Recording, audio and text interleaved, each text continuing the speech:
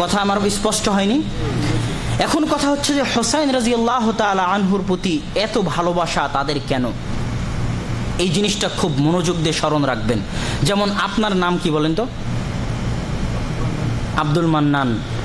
কারো নাম এরকম আছে এখানে যাদের নামের শেষে হাসান হোসাইন লাগানো আছে? মেহেদি হাসান আছেন না কেউ? আপনার নাম কি? মোহাম্মদ কবির হোসেন। হোসেন লাগানো আছে নামের শেষে, কেন জানেন? বাংলাদেশ, ভারত, পাকিস্তান এই দেশগুলো কয়েকশো বছর শিয়ারা শাসন করেছে। এই জন্য নামের শেষে হাসান হোসাইন না লাগালে নাম পূর্ণ হয় না। এটা হলো শিয়া প্রভাব। আমি আপনাকে একটা উদাহরণ দিলাম যে শিয়ারা আমাদের দেশে কতটা প্রভাব বিস্তার করেছে যে আমাদের দেশে নামের শেষে হাসান হোসাইন না লাগালে নাম পূর্ণ হয় না। কথা স্পষ্ট হয়নি? এখন আসেন যে কেন হাসান এবং হোসাইনের প্রতি এত ভালোবাসা? হাসানের প্রতিও নয়, হোসাইন রাদিয়াল্লাহু তাআলা আনহুর প্রতি কেন এত ভালোবাসা শিয়াদের? তার আগে আরো একটা বিষয় স্পষ্ট করি। আমাদের দেশে রুস্তম নাম আছে না মানুষের? রুস্তম কে জানেন? রুস্তমকে হয়তোবা জানেন না। 636 খ্রিস্টাব্দে কাদেসিয়ার যুদ্ধে পারস্যদের বিরুদ্ধে, পারস্য নাম শুনেছেন? ইরানের ভাষা হচ্ছে ফার্সি। ওই ফার্সি থেকে ওটা পারসি, পারসি থেকে পারস্য, আরবিতে বলে ফুরস, ফার্সি। ওদের কি বলা হয়? পারস্য সাম্রাজ্য। ইরান ভিত্তিক যে সাম্রাজ্যটা গড়ে উঠেছিল ওটাকে বলা হয় পারস্য সাম্রাজ্য, যাদের রাষ্ট্রীয় ভাষা ফার্সি। আর রোম সাম্রাজ্য কোনটা? ইতালির একটা শহর আছে রোম, মনে আছে? ইতালির একটা শহর হচ্ছে রোম। ওটাকে বলা হয় রোম সাম্রাজ্য, মানে আজকের ইউরোপ, যেটাকে আল্লাহ সুবহানাহু ওয়া তাআলা কোরআন মাজিদে বলেছে গুলিবাতির রোম। রোম একদিন বিজয় হবে, মুসলমানেরা একদিন রোম বিজয় করবে নিঃসন্দেহে, ইউরোপ একদিন বিজয় করবে। তো রোম সাম্রাজ্য হলো ইউরোপ, আর পারস্য সাম্রাজ্য হলো ইরান, যাদের রাষ্ট্রীয় ভাষা ফার্সি, যাদেরকে আমরা পারস্য বলছি, ফার্সি। তো তাদের কাদেসিয়ার যুদ্ধে ওমর রাদিয়াল্লাহু তাআলা আনহুর খেলাফত আমলে ওমর রাদিয়াল্লাহু তাআলা আনহু যখন পারস্য বিজয় করেন, পারস্য সাম্রাজ্যকে ধূলিসাৎ করেন, মাটির সাথে মিশিয়ে দেন, ওই মাটির সাথে মিশিয়ে দেওয়ার ঐতিহাসিক যে যুদ্ধ হয়েছিল, ওই যুদ্ধটা কাদেসিয়ার যুদ্ধ 636 খ্রিস্টাব্দে। এই যুদ্ধে মুসলমানদের পক্ষে নেতৃত্ব দিচ্ছিলেন সাদ বিন আবি ওয়াক্কাস এবং পারস্যদের পক্ষে নেতৃত্ব দিচ্ছিলেন বীর রুস্তম, মহাবীর রুস্তম, পারস্যদের মহাবীর, যার বিরুদ্ধে যুদ্ধ করে মুসলমানেরা পারস্য বিজয় করলো, যাকে হত্যা করে মুসলমানেরা পারস্য বিজয় করলো, সেই বীর হচ্ছে রুস্তম। যেই রুস্তম চাইতো ইসলামকে ধ্বংস করার জন্য। কথা মনে হয় বুঝাতে পারিনি। সেই রুস্তম কি করে মুসলমানের নাম হয়? কেন? কেননা ইরানরা আজকে ওই রুস্তমকে, শিয়ারা আজকে ওই রুস্তমকে মহাবীর মনে করে। শিয়াদের পার্সি ভাষায় একটা উপন্যাসে বই আছে শাহনামা।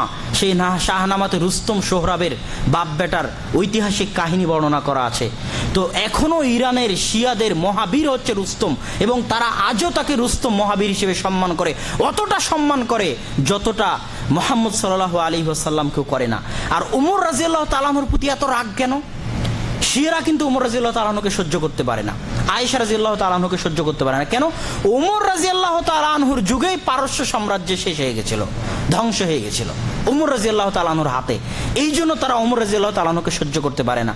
ইসলাম যত জায়গায় বিস্তৃত হয়েছে, ইন্দোনেশিয়া, মালয়েশিয়া, ব্রুনাই থেকে নিয়ে শুরু করে, স্পেন থেকে নিয়ে শুরু করে, আফ্রিকা থেকে নিয়ে শুরু করে, ভারত, পাকিস্তান, উজবেকিস্তান, তুর্কমেনিস্তান হয়ে, এবং ইউরোপের মধ্যে কসোভা, বসনিয়া হয়ে সারা বিশ্বের যত জায়গায় ইসলাম গেছে, প্রত্যেক জাতি ইসলামকে মন এবং প্রাণে কবুল করে নিয়েছে, জানে এবং প্রাণে কবুল করে নিয়েছে। আজকে মুসলমানদের ইতিহাস, আমি বাঙালি, বাংলা ভাষার একটা ইতিহাস আছে, আছে না? নাই, আছে। কিন্তু বাংলা ভাষার ইতিহাসের চাইতে আমার কাছে ইসলামের ইতিহাস বেশি গুরুত্বপূর্ণ। বদর, উহুদ, খন্দকের যুদ্ধে কি হয়েছিল, রাসূলের কোথায় কি হয়েছিল, এই ইতিহাস হচ্ছে আমাদের ইতিহাস। আমরা এমনভাবে ইসলামকে গ্রহণ করে নিয়েছি যে নিজেদের ইতিহাসকেও ভুলে গেছি। তারপরেও আমরা কিছুটা কম আছি। এই মিশর, সিরিয়া, স্পেন, তারপরে মরক্কো, এরা ইসলামকে এমনভাবে গ্রহণ করেছে যে তাদের ভাষাটাও তারা পরিত্যাগ করে দিয়েছে, আরবি ভাষাকে নিজের ভাষা বানিয়ে নিয়েছে। আমরা এতখানি করতে পারিনি, আমরা বাংলা উর্দু ফার্সির মধ্যে সীমাবদ্ধ থাকেছি, কিন্তু তাও অনেকখানি এগিয়ে এই পারস্যদের চাইতে, যারা ইরানে বসবাস করে শিয়াদের চাইতে। আর অন্য মুসলমানেরা ইসলামকে এমনভাবে গ্রহণ করেছে যে নিজেদের সংস্কৃতি, আচার আচরণ, ইতিহাস তো বাদই দিয়েছে, নিজেদের ভাষাটাকেও পরিবর্তন করে আরবি ভাষা হিসেবে গ্রহণ করে নিয়েছে।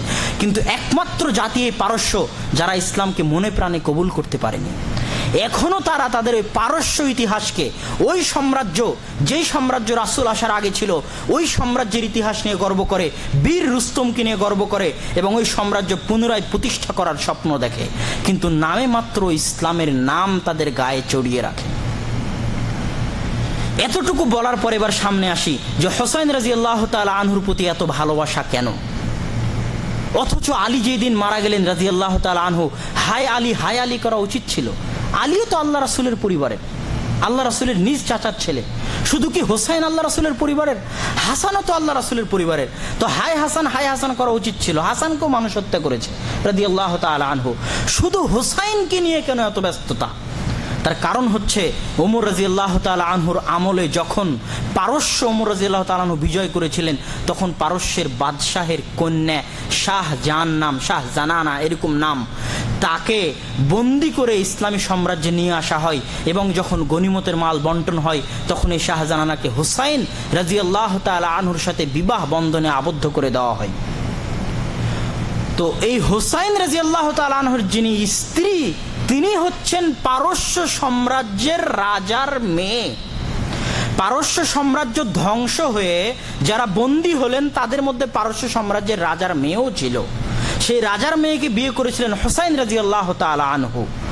তো হোসাইন রাদিয়াল্লাহু তাআলা আনহুর যে সন্তান সন্ততি, এদেরকে শিয়ারা এত বেশি ভালোবাসে যে শিয়াদের যে 12 জন ইমাম আছে, এই 12 জন ইমামও হোসাইন রাদিয়াল্লাহু তাআলা আনহুর সন্তানদের অন্তর্ভুক্ত। তাও শুধু এই স্ত্রীর, এই মেয়ের যে সন্তান তাদের অন্তর্ভুক্ত। এখান থেকে স্পষ্ট যে তারা হোসাইন রাদিয়াল্লাহু তাআলা আনহুকে মুহাম্মদ সাল্লাল্লাহু আলাইহি ওয়াসাল্লামের ওই নাতি হওয়ার জন্য ভালোবাসে না, বরং তাদের রাজার যে মেয়ে ছিল ওই মেয়ের জামাই হওয়ার জন্য ভালোবাসে। এবং রাসূল সাল্লাল্লাহু আলাইহি ওয়াসাল্লামের অন্য সন্তান সন্ততিকে, অন্য নাতি নাতিনকে এতটা ভালোবাসে না, অন্যদের ছেলে মেয়েকে এতটা ভালোবাসে না, শুধু হোসাইনের কেন ভালোবাসে? কেননা অন্যরা তো ফাতেমার ছেলে মেয়ে, যেই ফাতেমা রাদিয়াল্লাহু তাআলা আনহা রাসূলের মেয়ে, আর এরা তো পারস্য সাম্রাজ্যের রাজার মেয়ের ছেলে মেয়ে, এই জন্য এদেরকে এত ভালোবাসে। এই জন্য শিয়াদের সম্পর্ক ইসলামের সাথে নয়, আজও শিয়াদের সম্পর্ক হচ্ছে ওই পারস্য সাম্রাজ্য প্রতিষ্ঠা করা, যে সাম্রাজ্য ওমর রাদিয়াল্লাহু তাআলা আনহু তাদের কাছ থেকে ছিনিয়ে নিয়েছিলেন। আর হোসাইন রাদিয়াল্লাহু তাআলা আনহুকে তারা শুধু এই জন্যই ভালোবাসে, তা যেন হোসাইন রাদিয়াল্লাহু তাআলা আনহু তাদেরই রাজার মেয়েকে বিবাহ করেছিলেন, তাদেরই রাজার মেয়ের স্বামী ছিলেন, এই জন্যই তারা ভালোবাসে। এই বিষয়টা, এই ইতিহাসগুলো আমাদের মাথায় রাখতে হবে। শুধু আবেগের সাথে চললে হবে না।